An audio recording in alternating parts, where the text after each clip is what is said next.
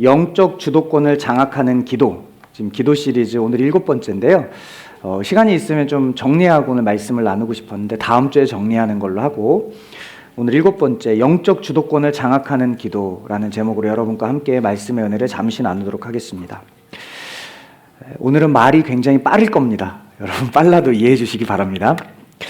마태복음 4장에 보면 예수님이 40일 동안 금식하는 장면이 나옵니다. 금식이 막 끝났을 때 마귀가 이제 예수님을 찾아와서 유혹을 합니다. 이 마귀가 예수님을 찾아와서 유혹을 하는 그 유혹의 내용을 보면요, 마귀가 사람을 무너뜨리는 3가지 전략이 무엇인지 알 수 있어요. 여러분, 지피지기면 백전백승이라는 말이 있죠. 마귀의 전략을 알면 우리가 마귀에게 지지 않을 수 있습니다. 그래서 우리가 먼저 오늘 마귀의 전략이 무엇인지 한번 살펴보고, 그럼 그 마귀의 전략으로부터 우리가 승리할 수 있는 비결이 무엇인지를 한번 살펴보는 시간을 갖도록 하겠습니다. 먼저 마귀가 사람을 무너뜨리는 첫 번째 전략이 뭐냐면요, 상황을 통해서 사람의 마음을 마귀가 지배해버립니다. 다시요, 상황을 통해서 사람의 마음을 마귀가 지배합니다. 여러분, 예수님은 40일 동안 금식을 했어요.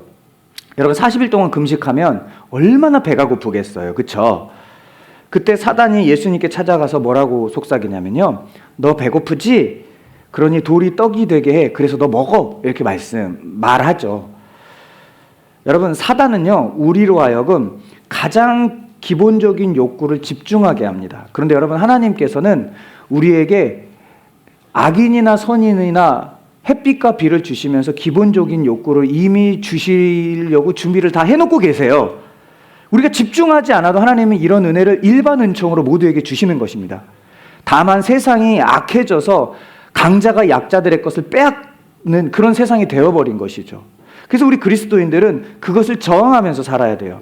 어찌됐든 이미 하나님께서 그 주신 것임에도 불구하고 마귀는 그것에만 집중하게 자꾸 한다라는 것이죠. 특히 경제적으로 어려울 때 마귀는 우리로 하여금 하나님을 바라보지 못하게 하고 자꾸 그 경제적인 어려운 상황에 집중하게 만들어버립니다. 여러분, 예수님이 40일 동안 아무것도 먹지 않았습니다. 너무 배고픕니다. 예수님이 현재 자신이 처한 상황에만 집중했다 그러면 떡 만들어서 먹는 게 가장 옳겠죠. 그런데 예수님은 그렇게 하지 않고 떡을 만들라고 하신 그 마귀에게 뭐라고 하냐면, 우리가 너무나도 잘 알고 있는 것처럼 사람이 떡으로만 살 것이 아니요 하나님의 입에서 나오는 모든 말씀으로 살 것이니라 라고 말씀하셨습니다. 여러분, 마귀는 우리를 넘어뜨리려고 할 때 인간의 욕구에 집중하게 합니다. 그리고 그 욕구를 채우지 못한 힘든 상황에 매몰되게 해요. 내 상황에 매몰되게 한다는 거죠. 그런데 예수님이 그때 뭐에 집중합니까? 상황에 집중하는 게 아니라 말씀에 집중합니다. 여러분, 어려움이 있어서 저에게 기도받으러 오실 때 제가 늘 하는 말이 있어요. 말씀 보세요. 특별히 여러분의 삶 가운데 어려움이 있으십니까? 시편을 꼭 많이 읽으세요. 그 안에 하나님의 지혜가 담겨 있어요.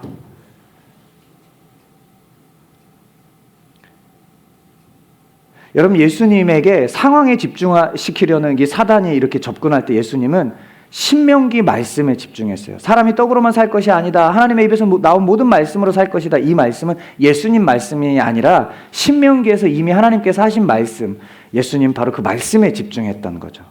여러분, 우리가 일상을 살면요, 좋은 일이 일어날 때도 있습니다. 그런데 당연히 힘든 일도 일어날 때가 있죠. 여러분, 힘든 일이 우리의 삶에 있을 때 우리는 크게 요동합니다. 이유가 뭐죠? 사단이 우리를 그 상황에 매몰되게 합니다. 특히 사단이요, 그 상황에 계속 매몰되게 해서 하나님을 바라보지 못하게 해요. 여러분, 기억하셔야 돼요. 어려운 상황이 있으면 어려운 상황을 묵상하지 마십시오. 묵상이라는 건 뭐예요? 소가 되새김질하듯이 계속 되새기는 거예요. 어려움이 있을 때 어려운 상황을 사단은 계속 묵상하게 해요. 그러나 여러분, 어려움이 있을 때 우리는 누구를 묵상해야 되냐면 말씀이신 주님을 묵상하는 은혜가 있기를 축원합니다. 우리가 힘들고 어려울 때 하나님을 보지 않고 상황을 봐야 넘어지지 않습니다. 그런데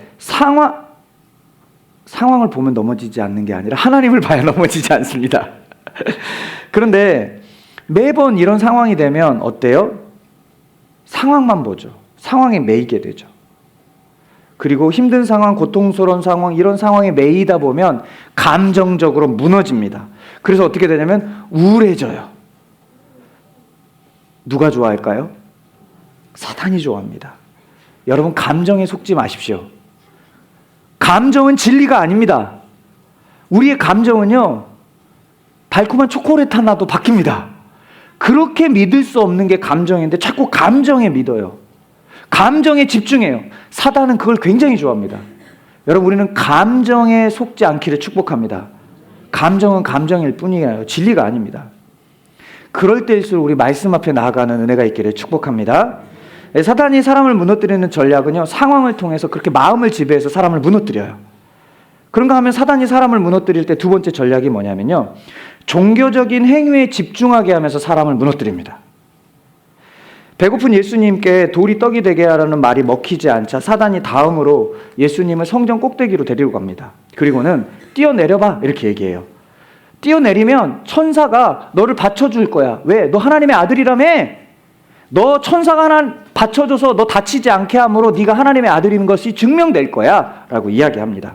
여러분, 그렇게 증명 안 해도 예수님은 하나님의 아들입니다. 믿으십니까? 그런데 사단이 이렇게 말하는 거예요. 보여지는 것으로 너를 증명해봐. 여러분, 우리의 행위로 우리를 증명하려고 하지 마십시오. 하나님은 우리의 중심을 보십니다. 종교적인 행위에 집착하는 사람들을 누가 좋아하냐면 사탄이 좋아해요. 그렇게 사람을 무너뜨리는 거예요. 여러분, 율법주의가 무서운 이유가 뭔지 아십니까? 종교적인 행위에 집착하기 때문입니다. 종교적인 행위, 율법에 빠지면 우리는 주님을 바라보는 게 아니라 자꾸 어떤 행동에 집중하게 되고요, 은혜를 바라보는 것이 아니라 사람을 바라볼 때에 평가자로, 심판자로 바라보게 되어 있어요. 그래서 여러분, 종교적인 행위로 나를 증명하려고 하지 마십시오. 그것이 사단이 우리를 넘어뜨리려는 괴계입니다. 그런 분들 있죠. 자신의 기준으로 옆에 있는 사람들 보면서 옆에 있는 사람들에 비해서 나는 좀 더 괜찮은 신앙이냐 라고 생각하는 겁니다. 근데 여러분, 우리의 비교의 대상은 옆에 있는 사람이 아니에요. 우리 예수님 짤이잖아요. 우리 예수님의 몸이잖아요. 우리의 신앙을 점검할 때 옆에 사람 보면서 점검할 것이 아니라 전능하신 하나님, 그 하나님의 모형을 보여주신 예수님을 보면서 점검하셔야 돼요. 그런데 옆에 있는 사람을 보면서 나는 조금 괜찮은 신앙인이라고 생각하는 거예요.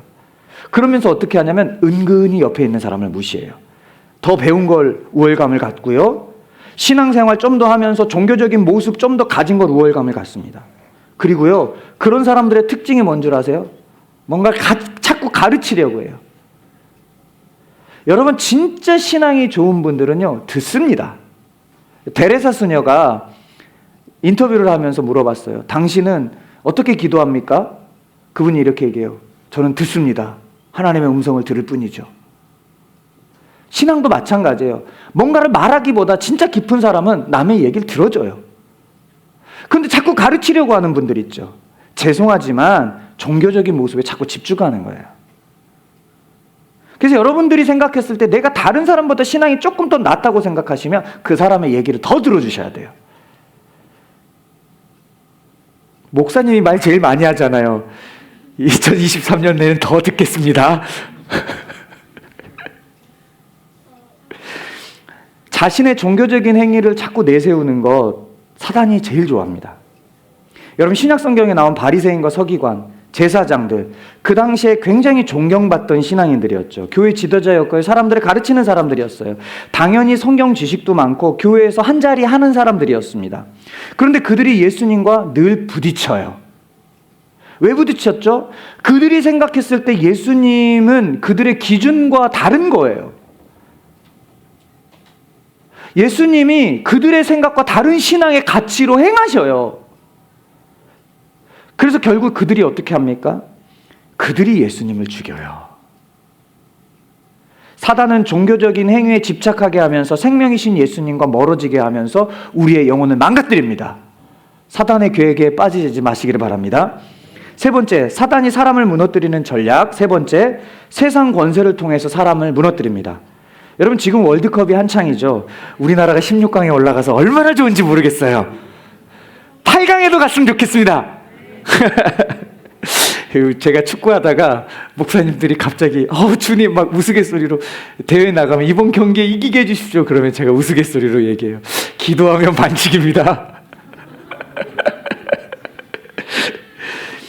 여러분, 이 월드컵 경기가 시작될 때 경기를 하기 직전에 항상 양 국가의 국가가 연주가 되죠. 그러면 선수들이 이 시합에 앞서서 결의에 차게 이 국가를 부릅니다. 그런데 이번 월드컵 때 국가를 부르지 않은 나라가 있었죠. 어떤 나라죠? 이란입니다. 이란. 예, 이란. 이란은 이슬람 국가죠. 이슬람 국가 상당수는 여성을 인간 이하 취급으로 대합니다. 우리가 이슬람 국가가 아닌 게 얼마나 감사한지 몰라요. 그런데 지금 우리나라에 이슬람이 어마어마하게 몰려오고 있어요. 이 이슬람의 선교 전략이 아이를 많이 낳는 겁니다. 우리 기독교도 선교 전략이 아이를 많이 낳아야 되는데, 우리 다음 세대 자녀들 지금 결혼 안 한다고 하는 하준이가 있는데 하준이뿐만 아니라 우리 주일학교 아이들은 꼭 결혼하시기를 바랍니다. 예, 우리 여러분 아멘 해주세요. 근데 어쨌든 그 이슬람 국가가 이렇게 아이를 낳잖아요. 그럼 여성들을 인간 이하 취급을 해요. 이란도 그런 모습이 있었어요. 그래서 그것을 저항하는 움직임, 최근에 이란 그 국가 안에 일어나고 있습니다.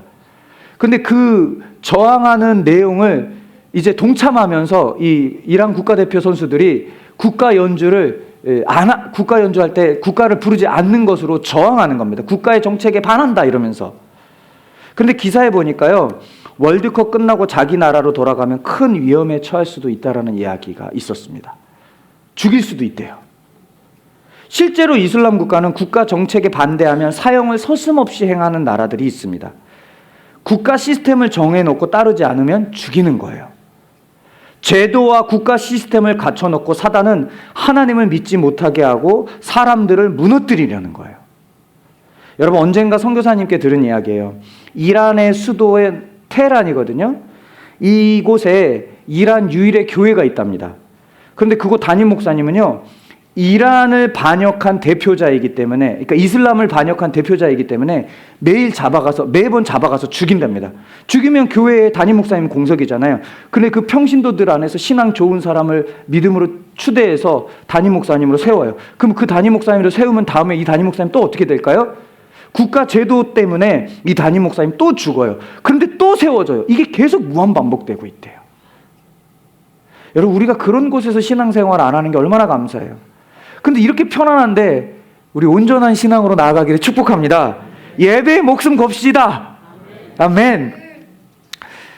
제도와 국가 시스템을 통해서 그렇게 지금 사람을 무너뜨리고 하나님을 믿지 못하게 하는 거예요. 그런데 그 이면에 누가 있는 거예요? 마귀, 사탄이 있는 겁니다. 사탄이 예수님께 세 번째 시험을 합니다. 높은 산으로 예수님을 데리고 가서 세상을 보여주면서 나에게 절하면 이거 다 줄게. 사단은 세상 권세를 통해서 사람을 무너뜨리려고 하는 거예요. 사람을 무너뜨리는 사탄의 전략 세 가지. 상황을 통해서 우리 마음을 지배하고요, 하나님 아닌 종교적인 행위 그 자체에 집중하게 하면서 우리가 하나님과 멀어지게 만들고요, 세상 권세를 통해서 사람들을 무너뜨립니다. 지금도 사단은 우리를 그렇게 큰 틀 안에서 무너뜨리려고 하는 거예요.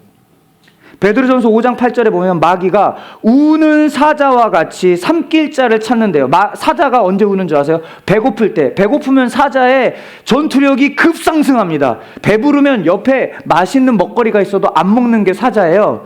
그런데 배고프면 울부짖으면서 어떻게든 그걸 잡아먹으려고 해. 그렇게 지금 사단이 우리에게 다가오고 있어요.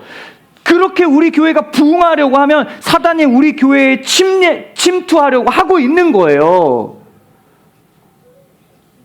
그렇게 사단이 침투해도, 모든 방법을 동원하려고 해도 저와 여러분은 사단에 삼킴받는 게 아니라 사단을 넉넉히 이기는 은혜가 있기를 소원합니다.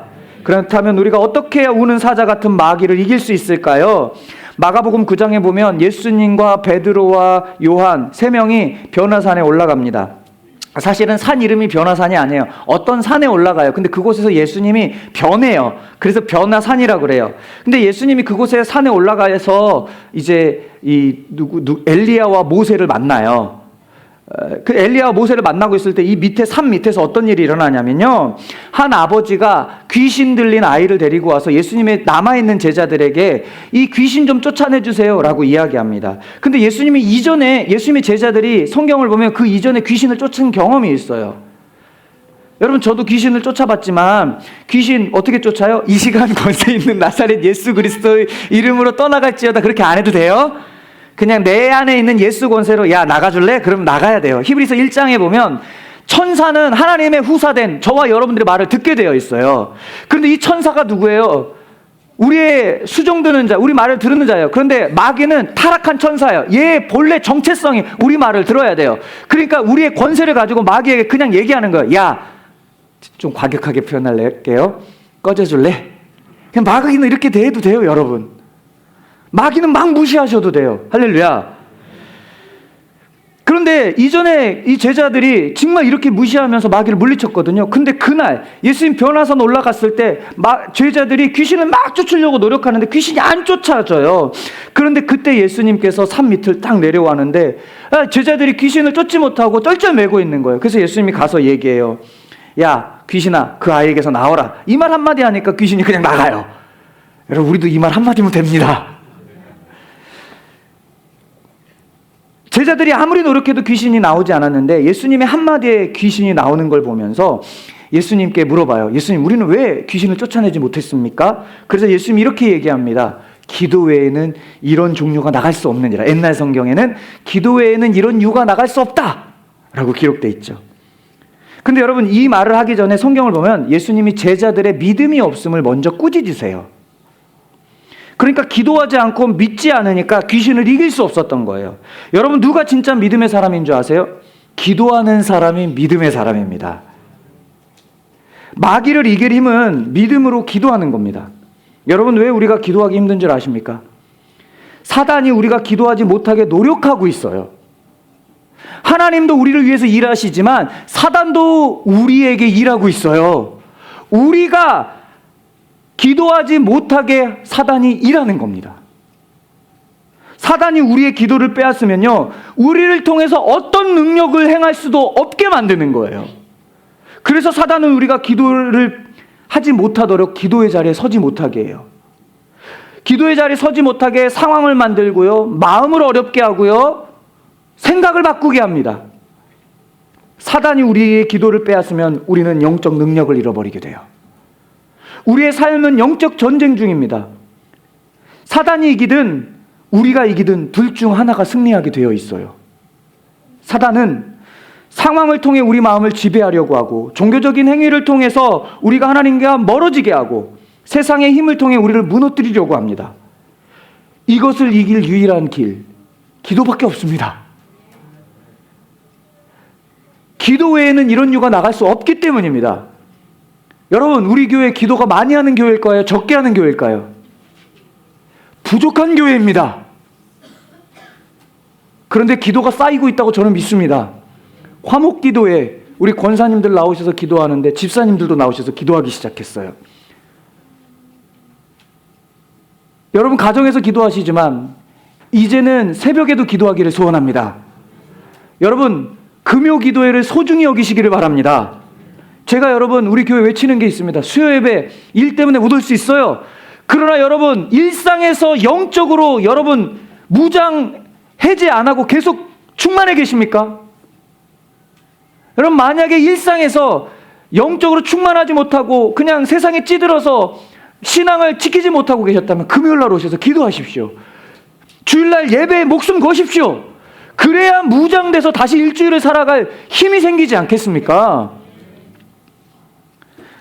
제자들이 귀신을 쫓아내지 못한 이유가 뭐예요? 믿음이 없었기 때문입니다. 믿음이 없는 사람은요, 그 특징이 뭐로 나타나냐면 기도하지 않아요. 저는 우리 교회가 믿음이 충만한 기도의 사람, 기도의 교회가 되기를 소원합니다. 우리가 오늘 읽은 본문은 전신갑주에 대한 이야기예요. 그 중에서 우리가 오늘 이 전신갑주, 여러분 전신갑주는 뭐예요? 군인이 전쟁 갈 때 무장하잖아요.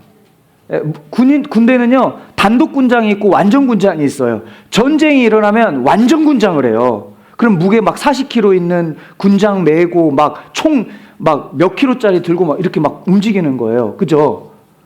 이게 전쟁 준비하는 거예요. 이 준비하는 게 전신갑주예요. 영적 전쟁이잖아요. 이 전신갑주에서 유일한 공격 무기가 있습니다. 그 공격 무기가 우리가 읽었던 말씀 17절 성령의 검 곧 하나님의 말씀. 방어만 하면 이길 수 없잖아요. 말씀이 있어야 마귀를 이길 수 있습니다. 오늘 13절에 이렇게 말해요. 읽지는 않았는데 전신갑주를 취하라고 말씀하면서 왜 전신갑주를 취하라고 하냐면 악한 날에 서기 위함이다. 이기기 위함이다라고 이야기합니다. 우리가 믿음으로 바로 서기 위해서 반드시 전신갑주를 취해야 합니다. 특히 말씀의 검이 우리에게 있기를 소원합니다. 이 17절의 말씀과 말씀을 이야기한 다음에 18, 19절에 성경이 이야기하고 있는데 이 18, 19절에 18절에 이렇게 시작해요. 모든 기도와 간구를 하되 항상 성령 안에서 기도하고 뭐 얘기하는 거예요? 기도하라는 겁니다. 그러니까 18, 19절은 기도를 권면해요. 그런데 17절에 마귀를 이길 뭘 얘기하세요? 성령의 검, 말씀. 여러분 말씀을 얘기하면서 왜 기도와 연결을 지었을까요? 여러분 지난 시간에 우리는 말씀 기도에 대해서 배웠어요. 상황을 역전시키기 위해서 어떤 기도하라고요? 언약의 말씀을 붙잡고 하나님 이렇게 말씀하셨죠. 그러니까 이 말씀을 신실하게 반응해 주십시오. 그러면서 언약의 말씀을 붙잡고 기도하라고 그랬잖아요. 말씀과 함께 기도하면요 어떤 일이 일어나냐면요 영적 주도권을 우리가 쥘 수 있어요. 말씀과 함께 기도하면 영적 주도권을 마귀에게 빼앗기지 않는 겁니다. 그리고 영적으로 우리가 장악하는 거예요. 그때 어떤 일이 일어나는 줄 아세요? 성경에 나왔던 놀라운 기적들이 우리 삶에 일어나는 거예요. 귀신이 쫓겨나고 병든 자도 고쳐나고 마귀 권세를 꺾으며 우리 삶에 가늠할 수 없는 기적들이 일어나요. 여러분 저는 이런 기적들이 우리 교회에 2022년도 더욱 일어나기를 소원합니다. 요한복음 15장 7절은 이렇게 말합니다. 요거는 한번 같이 읽어봤으면 좋겠어요. 우리 화면을 보면서 같이 읽어보겠습니다. 시작. 너희가 내 안에 거하고 내 말이 너희 안에 거하면 무엇이든지 원하는 대로 구하라. 그리하면 이루리라. 아멘. 말씀이 거한 상태에서 구하면 뭐 하신다고요? 이룬대요. 근데 어떤 걸 이룬대요? 무엇이든. 여러분 왜 하나님의 응답하시지 않는 줄 아세요?